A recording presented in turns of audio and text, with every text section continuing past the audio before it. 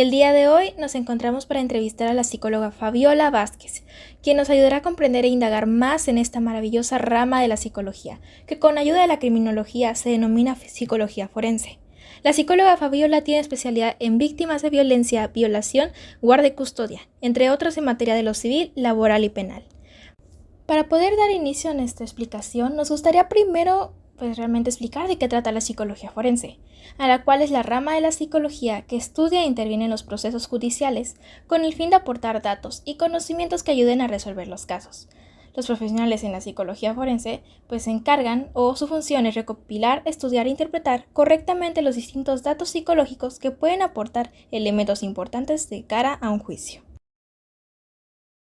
Hola, mi nombre es Galia Jaén y me encuentro con mi equipo que está conformado por Lila Yesca, Yoshira Mendoza, Missy Ruiz y Nicole Crisanto. Hola, buenas tardes. Mi nombre es Lila y vamos a empezar con la entrevista. ¿Me podría repetir su nombre, por favor? Mi nombre es Fabiola Vázquez Mayer, soy licenciada en psicología. Ok, mucho gusto. ¿Me puede decir cuántos años ha trabajado dentro de este campo? Salí en el 2008 de la universidad, entonces ya llevo un poquito más de 15 años trabajando, tomando en cuenta que en el área clínica sí llevo un poco menos. Empecé un poco en la organizacional y estuve luego en psicometría muchísimos años. O sea, de tener área clínica como unos 12 aproximadamente. Ok. ¿Me puede decir en qué consiste el campo en el que se desempeña? ¿Cuál campo específicamente? Platico un poquito rápido. Yo trabajo tanto en el campo educativo, en la parte docente, también trabajo en el área clínica terapéutica, que es el proceso terapéutico 1 en 1, familiar, de parejas. También tengo la certificación en parejas y soy sexóloga, teniendo esa especialidad, y también trabajo en el área de dictámenes periciales. Entonces, aunque pareciera todo clínico, no lo es. Entonces, si quieres, vamos uno por uno o cómo quieres. Específicamente era el pericial. ¿El pericial? Ok. ¿Cuál me repites un poquito la pregunta? Sí, ¿en qué consiste el campo? Bueno, los dictámenes periciales son un poquito más hacia el área legal. Los dictámenes periciales tienen diferentes especialidades. Yo estoy en el área de especialidad de psicología clínica, que es un poquito acerca de violencia intrafamiliar, lo que son juicios de guarda y custodia, de violación, de todo ese tipo de proceso de abusos, son los que yo trabajo. No entro, por ejemplo, en el área como tal forense de homicidios, llamarlo de alguna manera. Yo no trabajo homicidios, pero sí trabajo en la parte de víctima de, por ejemplo, un abuso o un agresor sexual, o un abuso o un agresor psicológico, porque bueno, dentro de la gama de violencia hay muchos tipos de abuso y es muy difícil como psicóloga pericial a veces poner un dictamen de violencia emocional, por ejemplo. Esta parte de violencia psicológica de repente es muy complicado, pero está. Si quieres, cerramos la puerta. Permítame tantito. Okay. Bueno, entonces decíamos, los dictámenes periciales. Mi especialidad, como les comentaba, es en psicología clínica. Trabajo todas las edades, desde niños, chicos, adolescentes, adultos mayores. Adultos mayores he tratado con ese tipo de juicios en donde checan la tutela del adulto mayor.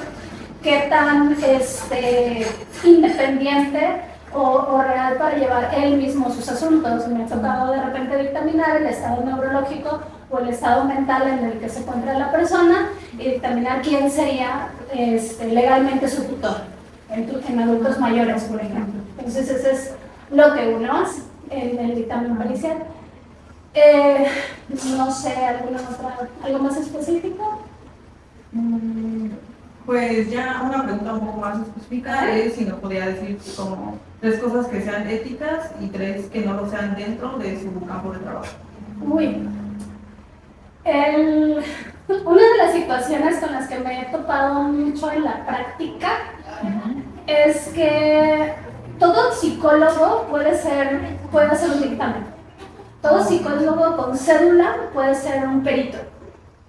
Pero realmente hay pocos que estudian porque no nada más es ya hago la cédula y hago un diagnóstico, tiene un procedimiento específico, un laudo específico, una manera de escribir, por llamarlo así, específica.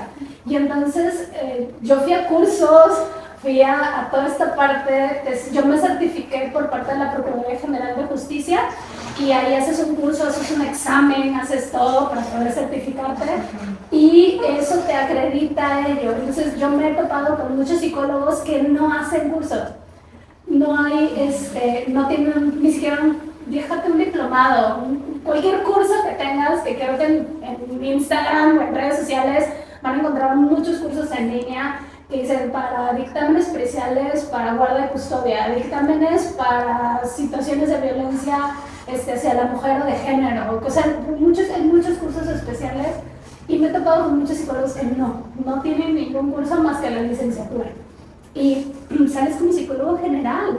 Entonces tú tienes que, al menos yo digo que es ético y eso soy muy yo digo que lo ético es especializarte y tomar los cursos requeridos para poder tener esa profesión especializada, ¿no? Esa especialización.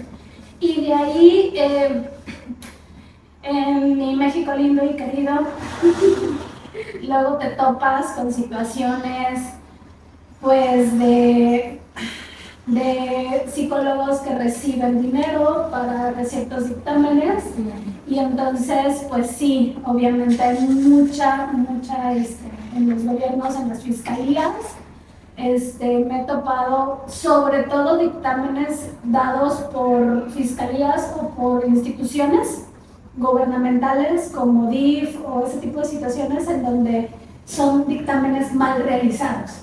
O sea, en el dictamen pericial tú aplicas psicométricos y tienes que adjuntar todo el psicométrico que pusiste. Por ejemplo, si haces un dibujo de figura humana, tú tienes que adjuntar el dibujo que pues, justifique lo que tú escribiste en el dictamen. Entonces, me ha tocado refutar dictámenes y veo el dibujo y veo lo que escribieron y me quedo, ¿de dónde sacaron esto? O sea, está mal dictaminado. ¿Por qué? Porque dictaminaron a favor de una de las partes. ¿Por qué? Porque recibieron dinero. Entonces me ha tocado muchísimo eso y las situaciones de las fiscalías.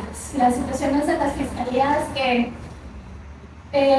Veracruz tiene unas fiscalías muy especializadas. Yo, por ejemplo, he sido de perito tanto en lo civil como en lo penal, pero también en lo laboral, porque como perito determinador estás abierto a todos los juzgados. Entonces, sí se ha visto que de repente te pierden un archivo, te cambian las fechas, etc. Y eso es mucho de lo que trabajas como que en contra. Y el cliente o la persona a la que te habla para el dictamen, pues sí es muy cansado, sobre todo por el lado, no nada más económico, porque es caro, sino también por el lado psicológico y emocional de estar dando vueltas y vueltas y vueltas. Y muchas veces se supone que el bien común o el bien para el menor, por ejemplo, en casos de guarda, y no, es para el que deje dinero, ¿no?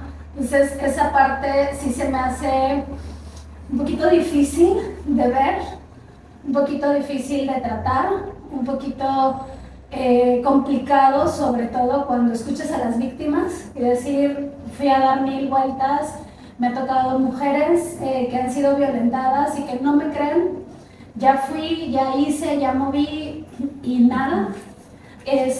Y de repente es como que pelear mucho con el sistema cuando estás ahí adentro. Y tener mucho cuidado porque no es lo mismo un delito civil a penal y son penas diferentes y tú tienes que tener mucho cuidado, ¿no? Con eso. Que yo creo es parte de lo ético de ello. Y de ahí, pues bueno, ya a nivel muy personal, sí tomarme como que mucha conciencia, sobre todo cuando trabajo con niños, me pasa mucho que he realizado dictámenes periciales para niños que si fueron o no fueron abusados Y entonces sí es como que tomarme el tiempo, hacerlo con todo detalle, no apurarme, hacerlo con todo el cuidado y la ética y responsabilidad posible, porque en mis manos puede estar el cómo se va a llevar el caso, ¿no? Entonces yo sí me lo tomo muy a pecho, yo sí me lo tomo con muchísima responsabilidad, sí es así como que, a ver, todo tiene que estar bien y el niño me gusta que se sienta a gusto, y me pongo a jugar y me pongo a hacer y luego para entrar en rapport, para después aplicarle pruebas, hacer, jalar, pero también son pruebas específicas de abuso infantil, y entonces sí es como que todo es como que jugando, dibujando, haciendo. Me gusta como que tener mucha paciencia, ¿no? con ellos, porque sí me da como que mucho miedo. Para mí sí, porque yo me lo tomo así. Sí, de algo que yo diga, algo que yo ponga, tiene que ser real. A mí me toca con mujeres que han sido víctimas de abuso y me toca también hombres. Y eso es bien padre porque una de las conversaciones es que las leyes de repente defienden y guían mucho a las mujeres, poco a los hombres. Y me han tocado casos de abuso, me han tocado casos de violencia, me han tocado casos de violación, y de repente es de guarda y custodia que le quitan al papá la patria o ver a su hijo, y son de verdad violencia de género hacia el lado masculino, y hay pocas leyes que dictan esa parte, ¿no? Entonces creo que viene mucho tratar de aprender a navegar y no pelearte con eso. Esa es una de las recomendaciones que yo hago mucho cuando me dicen, es que voy a ser perito, no te pelees con el sistema, aprende a navegar con la bandera de lo correcto, que es lo que considero, pero no te pelees con el sistema. Aprende a navegar esas aguas, ¿no? Entonces, sí, es un poquito de ahí. Ok, muchas gracias. Bueno, la siguiente pregunta es, ¿con qué profesiones se relaciona o apoya este campo de la psicología? El dictamen pericial me apoyo dependiendo del caso. Siempre va a ser como que muy específico del caso, con qué disciplinas te apoyas. Por ejemplo, en el caso del dictamen laboral, estuvimos el lado médico para poder dictaminar burnout, o síndrome del quemado en el laboral. El empleado estaba demandando a su empresa por violencia emocional, o sea, mucho tipo de situaciones, y entonces fue psiquiatra, médico, fisioterapeuta, o sea, fueron muchas disciplinas para dictaminar que esa persona sí tenía un burnout laboral. O sea, estamos hablando de burnout laboral, que no hay burnout estudiantil, ese se llama de otra manera, ¿no? Entonces, eso sí te tienes que apoyar mucho de las disciplinas médicas para el dictamen. Y es aprender a leer ese tipo de reportes, porque de repente te toca, por ejemplo, en esa ocasión, mire, psicóloga, aquí está el expediente de la persona. Entonces tú tienes que aprender un poquito de léxico médico, investigar, saber, mover, para que lo que te den puedas integrarlo al dictamen, ¿no? Entonces, en ese sentido, depende mucho del caso. De ahí en fuera, pues sí, dependiendo si es una guarda y custodia, que de repente lo que más se da es eso, estadísticamente, al menos en mi caso, la mayoría de los casos que he tratado son por pelea de custodia de hijos. Entonces ahí te apoyas mucho de lo que son el pediatra, el médico, la evaluación de si el niño tiene algún diagnóstico específico como autismo o TDAH, del neurólogo y toda esa parte. A veces me apoyas hasta de las escuelas. Escuela, mándame un reporte de conducta, no nada más lo cognitivo, que es el proceso de aprendizaje. Maestros, una retro de cómo se comporta, de cómo lo observan, de cómo analizan esa parte, que me nutren mi dictamen. Entonces, como que depende mucho al entorno para irme guiando hacia dónde me voy, qué especialidades agarro.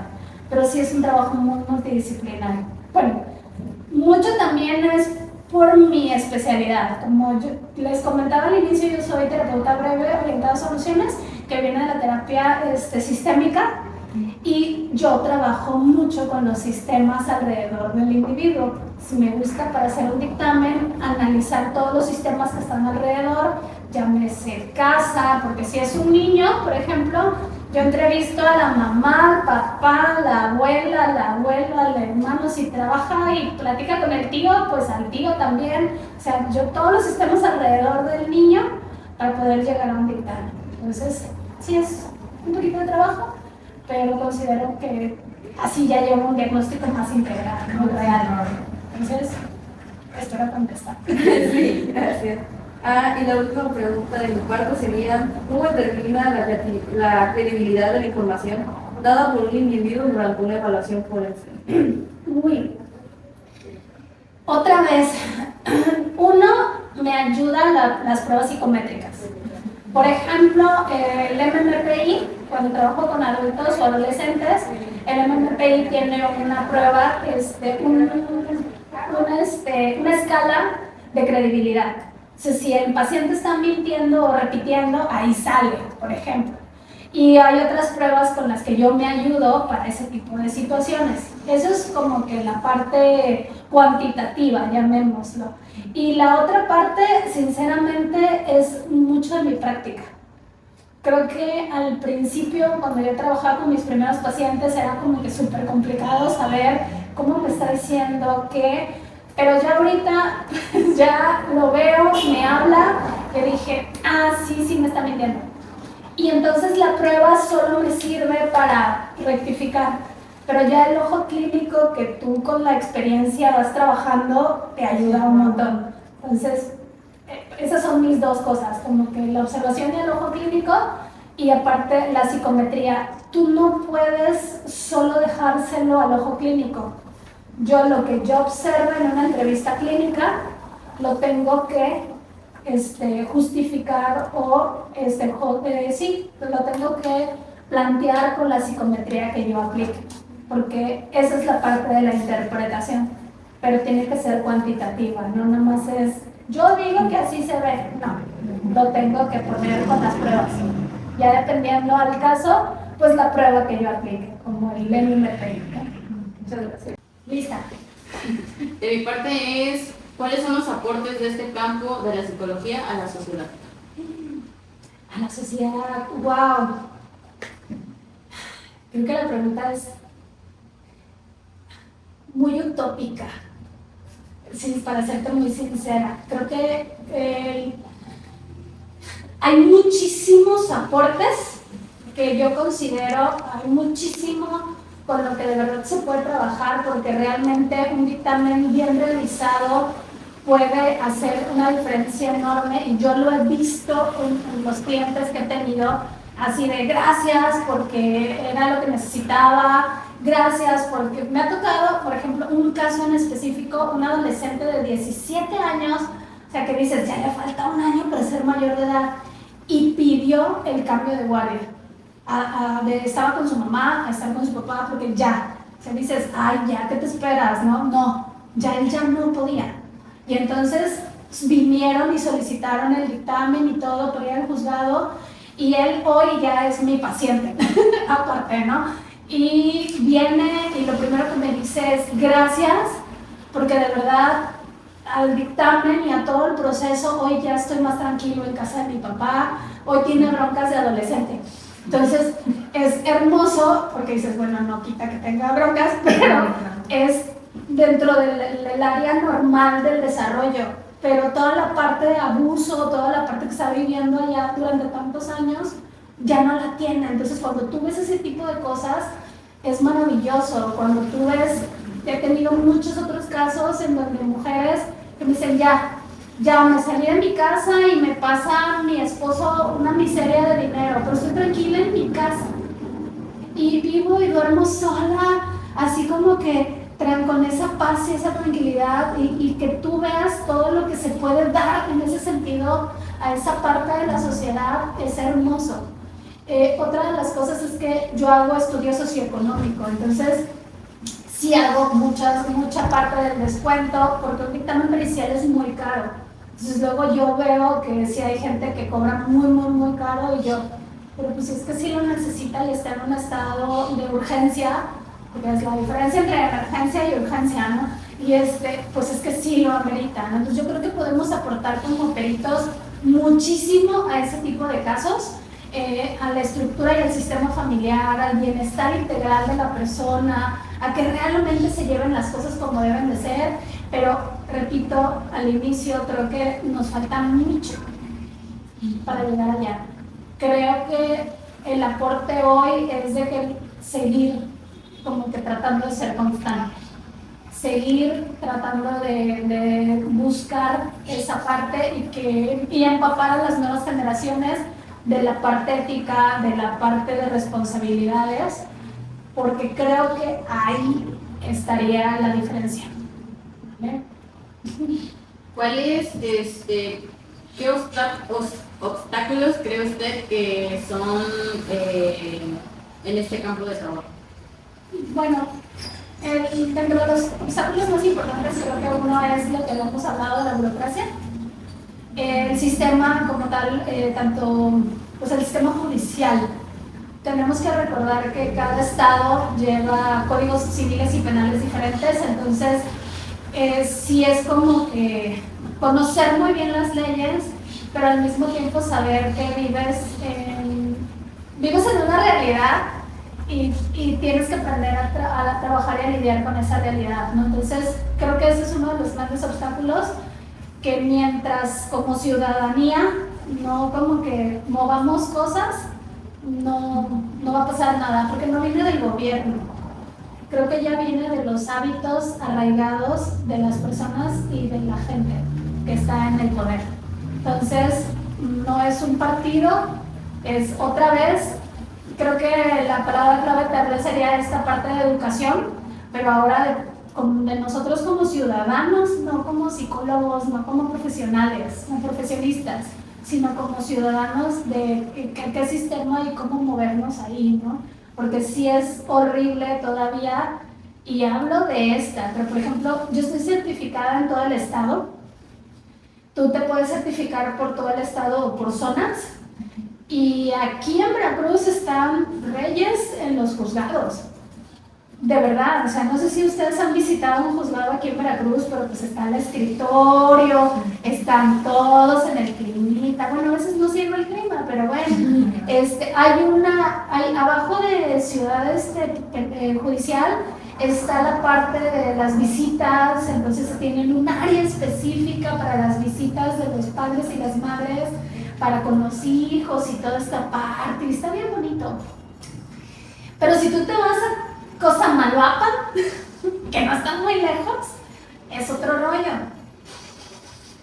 Ahí está horrible el juzgado, o sea, la verdad es que no le han metido presupuesto a esa parte, está muy atascado, los niños están en un lado presentando su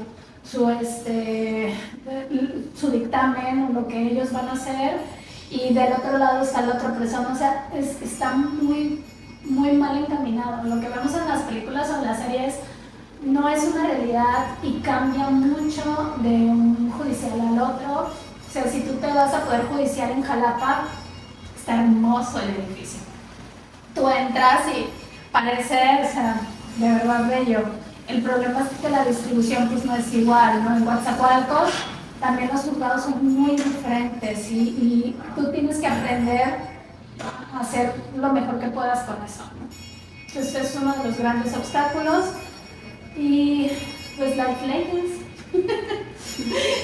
Desgraciadamente creo que como decíamos hace rato, no hay una igualdad, una equidad realmente de género. Todavía hay muchos movimientos, todavía hay muchos movimientos que faltan por hacer en esta parte y que se están haciendo. Por ejemplo, la ley Olimpia, algo que me encanta de la ley Olimpia es de que es tanto para hombres como para mujeres, y eso me fascina porque ahí sí hay una real equidad, y creo que se me hace padrísimo que esa ley sea así, porque precisamente los hombres también pueden respaldarse, ¿no? Es abrir esa brecha de obstáculos que todavía tenemos. Nada que ver. Referente a lo que dijo de lo de las fiscalías, realmente sí, nada que ver. Una fiscalía con un juzgado. No. Todo muy diferente. Yo vivo cerca de la fiscalía especializada de violencia contra la mujer. y me quedo cerca igual los juzgados. No, nada que ver. Y, por ejemplo, en la de la Fiscalía de la Violencia contra la Mujer, luego van y te mandan al MP. Es que tienes que ir primero al MP. ¿Y a qué MP vas? Y no te vayas a limpiar. O sea, tienes que ir así. Y aún así no te creen. Entonces, y te mandan a uno y te mandan a otro y tú dirías, ay, eso no pasa. No, eso sigue pasando hoy. Y sigue pasando esta parte también, que creo que a mí se me ha hecho muy rara, bueno, no rara, pero no quiero decir la otra palabra, con niños, de la normalización de ciertas conductas. En dictámenes, abuso es abuso, no importa que tu abuelo, ay, es que mi abuelo me acostumbra a dar un beso en la boca, es costumbre de la familia. Si la menor o el menor está diciendo que no quiere e insisten, es abuso. Y entonces las familias les impacta mucho esto de que cómo fue abusado. Pero al mismo tiempo y por otro lado, ahora todo es abuso. Se van a los extremos. Y entonces otra vez educación. Creo que no todo es abuso, no todo es violación. Y de repente hay tanta información que los jóvenes y los adolescentes como que no saben qué hacer con tanta cosa y creen que fueron abusados y se crean este estigma de yo soy una persona violada cuando realmente no lo fueron. ¿Por qué? Porque tienen demasiada información pero poca guía, poca educación. Entonces creo que también por ahí es como que orientar y capacitar a la gente para sensibilizarla un poco, porque eso también es otro gran obstáculo. La gente que está en juzgados es poco sensible a ese tipo de cosas. Sin embargo, también me han tocado joyas escondidas en los juzgados que realmente dices, gracias, tengo esperanza en la gente todavía, gracias a ti. Y también creo que de ahí te tienes que agarrar, ¿no? Creo que la esperanza es muy importante, pero también es trabajar y tener acciones concretas en pro de esa esperanza, ¿no? Okay. Bien. ¿Cómo equilibra la objetividad y la empatía al trabajar con individuos que pueden haber experimentado eventos traumáticos? ¿Cómo equilibro otra vez? La objetividad y la empatía. Creo que eso sí te podría decir que eso lo entrené muchísimo. Creo que para mí, y me voy a remontar muy para atrás, una de mis grandes formaciones fue, yo soy egresada de la Universidad Veracruzana y yo hice todas mis prácticas profesionales en el Hospital Regional aquí en Veracruz. Me tocó el área de psicología clínica, psicología pediátrica y oncopediatría. Y entonces trabajar en psicología clínica y pediátrica en el regional, cuando tú ves niños de todo y de todos los temas, y en oncopediatría, que son niños con cáncer, entonces sí me formó mucho, pero sobre todo creo que mi mentora, que era en el momento en el que yo estaba haciendo mis prácticas, la directora de la Facultad de Psicología, que es la psicóloga Padilla, ella fue la que me fue guiando, me fue diciendo, ven, tú puedes, tú tranquila, no te enganches, pero creo que para mí lo más importante que me dijo fue, si te importa, no lo tomes como algo negativo. Entonces fue, o sea, si me importa es algo bueno. Si me importa significa que lo voy a hacer bien, porque me voy a esforzar, porque voy a tener el cuidado. Entonces lo tengo que llevar como que transformar eso a ser objetiva, porque me importa. Pero si yo me engancho, entonces me importa, pero aparte me voy. O sea, me voy con él y dejas de ser objetivo, porque entonces tomas como que un partido, porque ya te enganchaste. Entonces, para mí lo importante fue saber que si te importa está bien, si te duele está bien, si lloras con el paciente va a estar bien, o sea, si te jala algo a ti va a estar bien, solo que no hay que olvidar que tú estás para el paciente no está para ti. y entonces empezar como que a jalarlo. Otra de las cosas que me ha ayudado muchísimo pues fueron mis otras especialidades.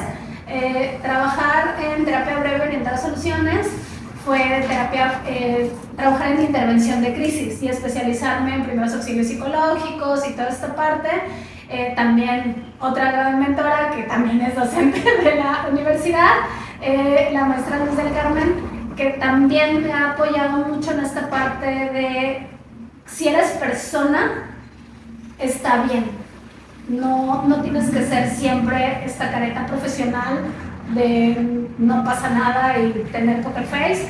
Es date, porque significa que vas a dar un mejor trato. Pero siempre busca algo más, ¿no? Entonces, creo que lo que me ha ayudado mucho a ser objetiva es seguir estudiando, seguirme preparando, no creer que ya tengo más de 15 años de experiencia, ya lo sé todo, porque no es cierto. Cada caso me enseña algo nuevo, cada cosa que sale digo, no, voy a buscar un curso de esto porque esto fue algo que no entendí muy bien y boom, me voy para allá, ¿no? Actualizarte mucho en las pruebas psicométricas, apoyarte mucho en ellas, porque esta parte es científica, comprobable, pero también usar un buen criterio. Y eso es con la experiencia y guiarte también en eso, ¿no? Le repito, una de las cosas que a mí me ayudó muchísimo fue está bien ser yo. Que luego yo sí les digo a mis consultantes, veniste conmigo, así que ni modos, no, bajo advertencia no hay engaño, puedo ser yo misma, puedo ser espontánea, puedo, yo luego si mi paciente me dice algo muy fuerte que luego me toca y se me pone la piel de gallina, sí le digo, ay, y mira cómo estoy yo, y tú que lo viviste, ¿cómo estás? O sea, si tú nada más me lo estás diciendo, ¿no? Como que agarrar eso, sentirlo, no guardármelo y meterlo al proceso terapéutico. Y esa parte es padrísima porque entonces no dejas de ser persona por ser perito. No dejas de ser persona por ser psicóloga y te ayuda en la objetividad. Te ayuda. El que te importe está bien. Es una de las cosas que me marca mi día a día, ¿no? Muchas gracias. Mi lema es comodidad antes que todo, ¿eh? Sí, No me preocupé. creo que exagerado. No, está bien. También, ¿sabes qué? Una de las cosas que sí aprendí es que cuando voy al juzgado me transformo. Ajá. Sí, porque desgraciadamente sí en el juzgado es mucho como te ven, te tratan. Sí. Y sí, voy en zapatilla con el pantalón de vestir, la blusa, ya llegué, ¿cómo está? Sí, así, porque y marcas mucho y trabajas mucho en tu lenguaje corporal y en la voz y en el cómo te presentas, o sea, sí, ahí sí. Aquí no, porque mis consultas luego te digo que me tiro al suelo y entonces no importa que sea niño o adulto, hay quien que se quiere sentir a gusto, entonces entre más a gusto esté yo y más cómoda va a estar mi consulta, entonces aquí no. Pero sí, a ver. De mi parte, las preguntas van a ser, ¿qué tipo de áreas o características se denomina dentro de la rama? Uy, ¿qué ramas o características? Ajá, ¿el tipo de áreas o qué características se le vale dentro de la rama? Se toma especialmente la penal y la penal. Ok, lo que pasa es que así como en la psicología hay especialidad de que si eres psicólogo clínico, eres psicólogo infantil, eres psicólogo de educación especial, eres así. Bueno, en los dictámenes especiales o los peritos es lo mismo.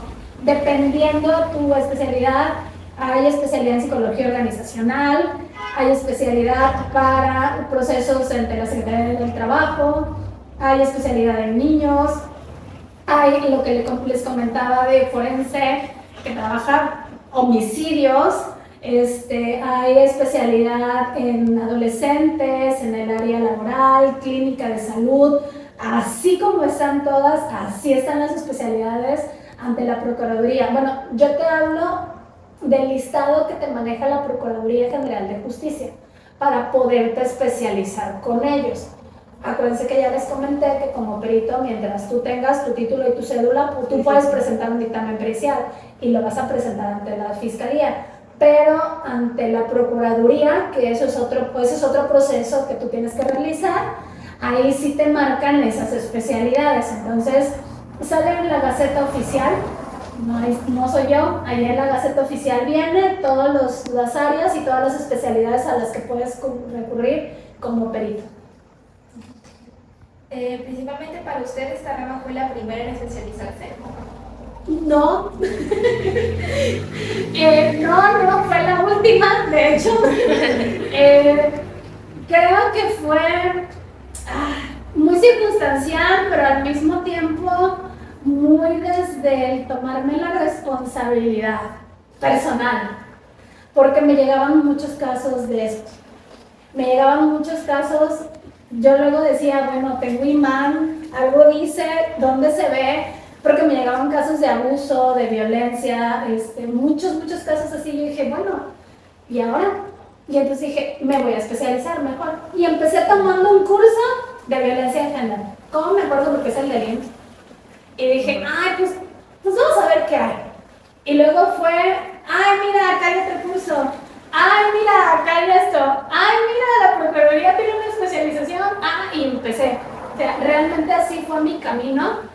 Pero esta es mi última especialidad. De hecho, tengo 3 años apenas que soy perito. Este es mi tercer año. Fue la última. Pero dije, bueno, si ya estoy aquí, vamos a hacerlo bien. Y es lo que les decía de la parte de, si no nada más es porque me cayó el trabajo, me voy a tomar el tiempo de estudiar, de actualizarme, de hacer todo. Y por eso hice yo mi registro. Pero fue la última. Mientras usted estaba platicando más que nada el área judicial, me llamó mucho la atención de si alguna vez usted tuvo alguna expectativa dentro al inicio. Creo que justo porque ya había trabajado en ese tipo de casos, traté de ir con 0 expectativas. Porque considero que tener expectativas es como creártelas tú.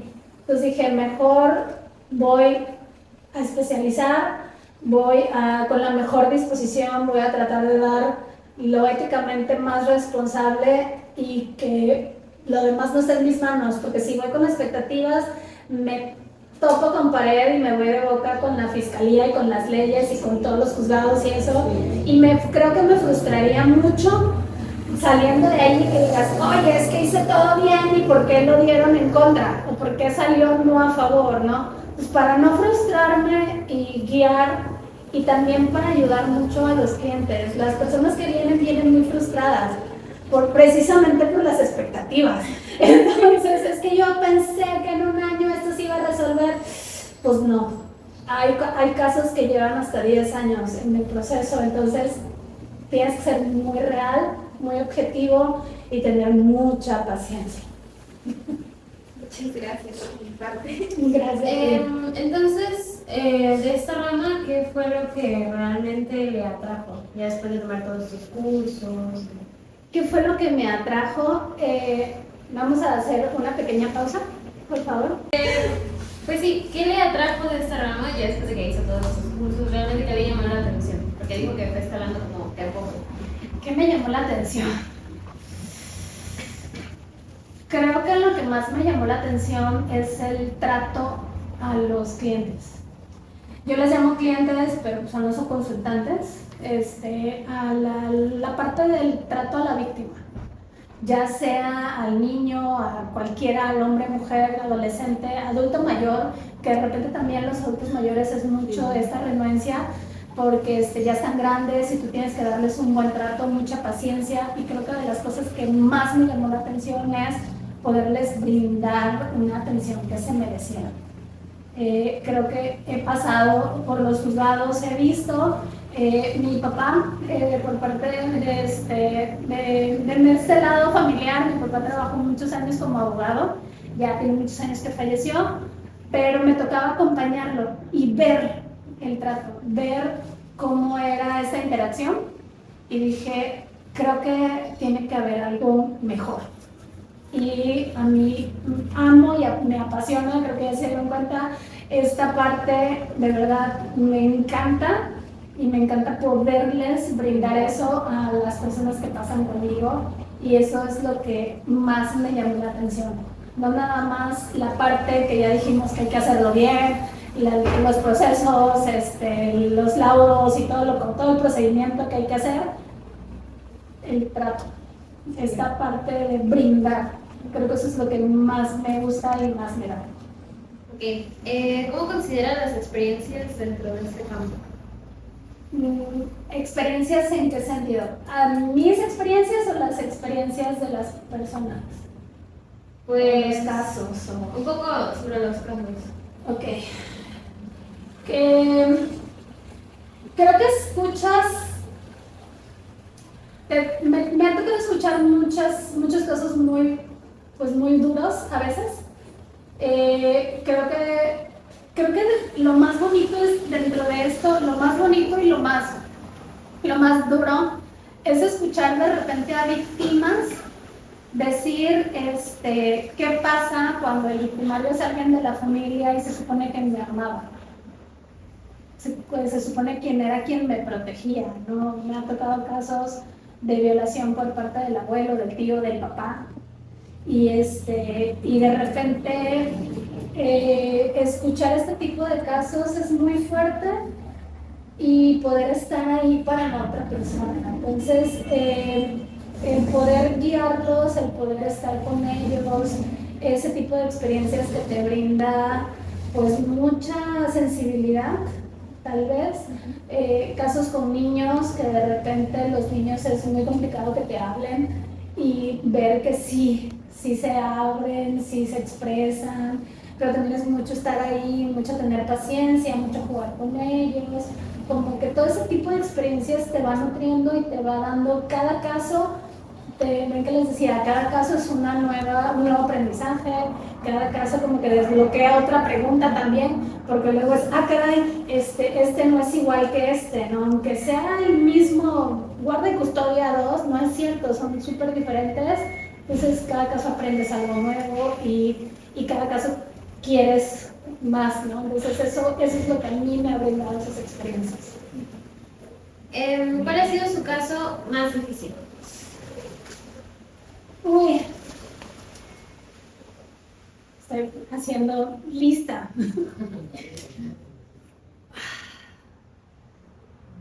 No lo sé. No, la verdad no te sabría decir.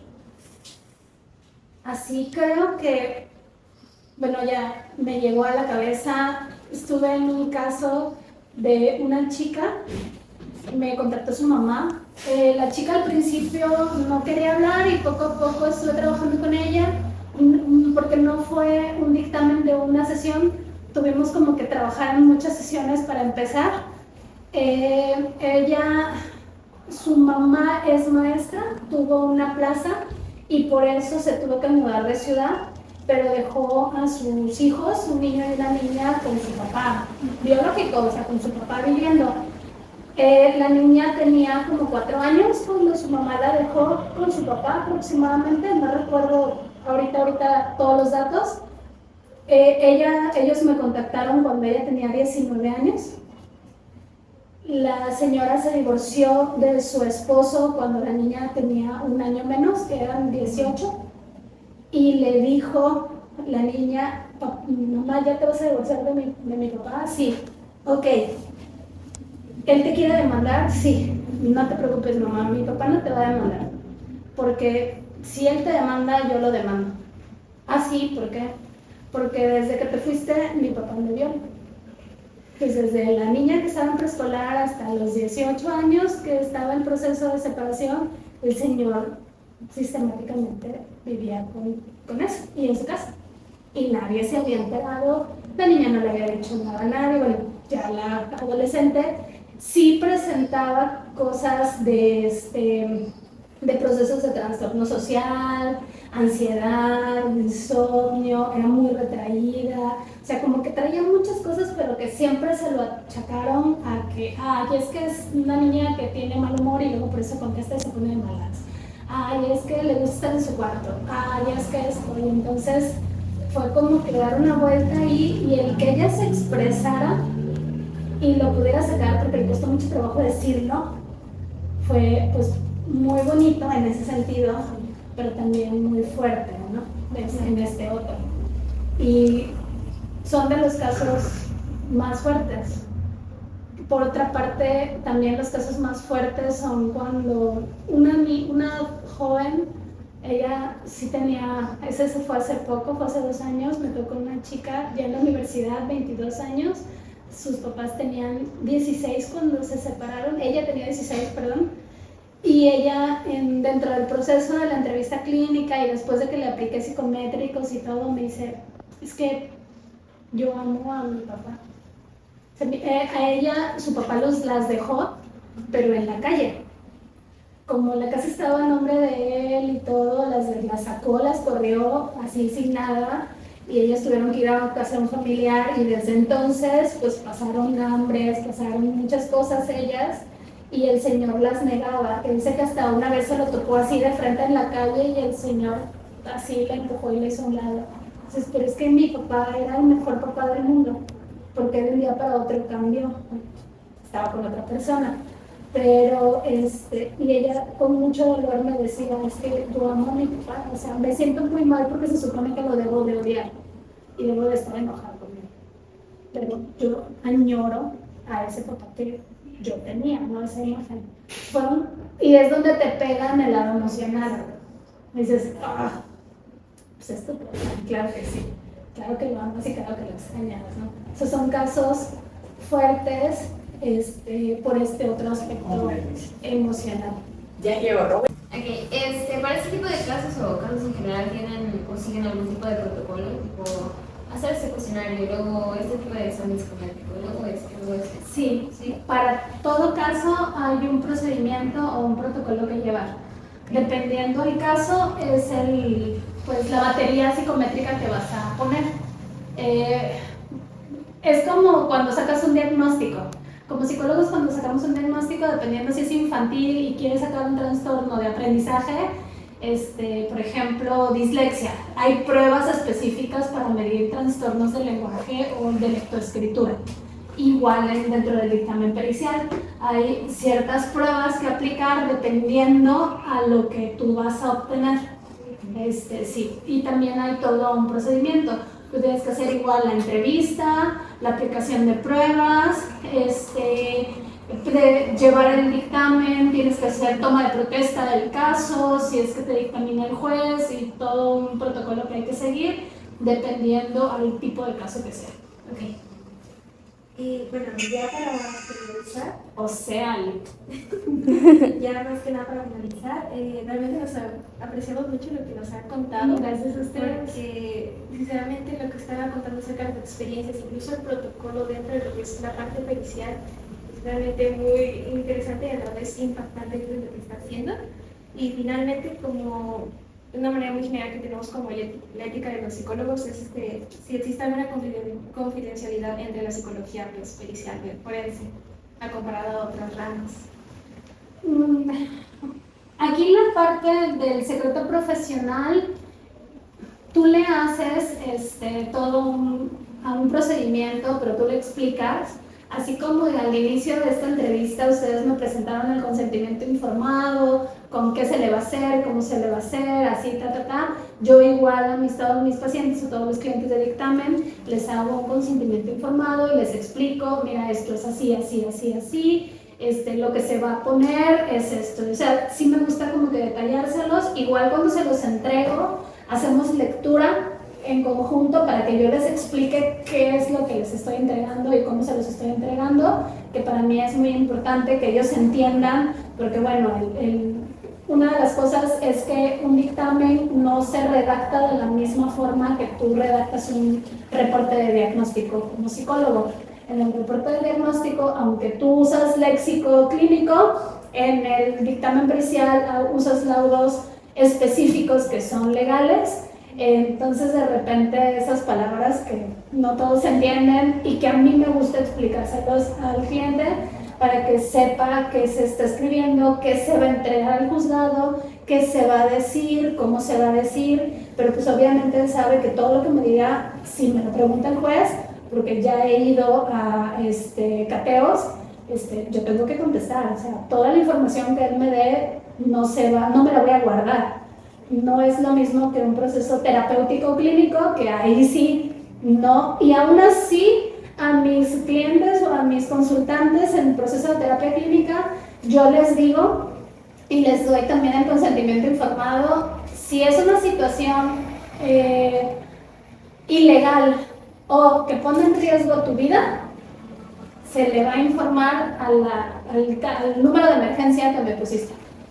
Pues, por ejemplo, luego trabajo que aunque sean adultos mayores y mayores de edad, si hay una situación de posible suicidio, por ejemplo, yo aviso y contacto al número de emergencia. Entonces, siempre le aviso primero al consultante, oye, estoy viendo esto, ¿qué te parece? Si le hablamos, yo considero necesario, y lo hacemos. No lo hago a ocultas de la persona. Siempre lo hago con esta transparencia, pero aún así lo hago. Pero en dictámenes periciales no. Todo lo que se dice en dictamen, todo, pues obviamente lo tiene que saber el juez, lo van a saber el abogado, o sea, me ha tocado que nos graban. Ya me ha tocado que nos graban mientras hacemos el proceso de dictamen o entrevista clínica. Entonces, pues no, todo se sabe. Ahí sí no, pero sí me gusta informarle a la persona qué vamos a hacer, cómo lo vamos a hacer, que sepa que la información que me dice pues va a ser difundida, etc., para que no sienta esta parte de, ay, me traicionó. No, todo tiene que ser así, ¿no? Me ha tocado también como perito, tienes procedimientos de seguimiento terapéutico. Otro que se me olvidó comentarles, por ejemplo, si hay una situación, no sé, de guardia y custodia, a veces el juzgado solicita que el niño o los padres o uno de los padres vaya a terapia, y como perito redacto un reporte del proceso terapéutico. Entonces, y también le tengo que hacer un consentimiento informado. Luego yo les digo, yo sé que a veces es muy empapelado hacer consentimientos y hablar claro y llevar bien tu expediente, pero creo que una de las responsabilidades administrativas como profesionales es importante seguirla al pie de la letra, sobre todo cuando estás en este tipo de casos. Cuando es práctica clínica privada no es tan necesario, y aún así yo considero que sí, llevar como que tus expedientes, pero aquí sí es sí o sí. O sea, sí o sí tienes que llevar los papeles adecuados en regla y como debe de ser, porque eso hace la diferencia en el momento del juzgado. Entonces, realmente le agradecemos muchísimo el tiempo que nos ha dado para, especialmente en esta hora, para contarnos acerca de sus experiencias a base dentro de esta rama que es totalmente o es muy limitada dentro de lo que conocemos en la rama de la psicología. Así que ya estamos muy agradecidos por el tiempo y la atención que nos ha brindado. gracias a ustedes por estar aquí, por poner atención, por interesarse.